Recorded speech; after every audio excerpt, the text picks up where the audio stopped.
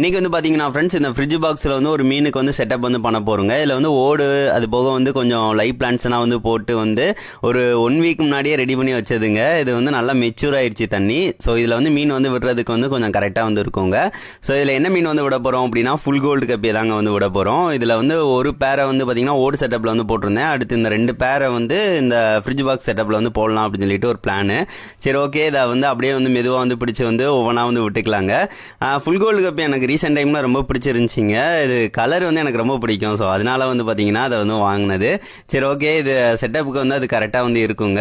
அதை மெதுவாக வந்து பிடிச்சி வந்து விட்டாச்சு. அதுக்கடுத்து இன்னும் ஒன்று வந்து மேலையும் வந்து பார்த்தீங்கன்னா வந்து பிடிச்சி விட்டாச்சு. எல்லாத்தையும் வந்து பிடிச்சி வந்து அப்படியே வந்து விட்டுறலாம்.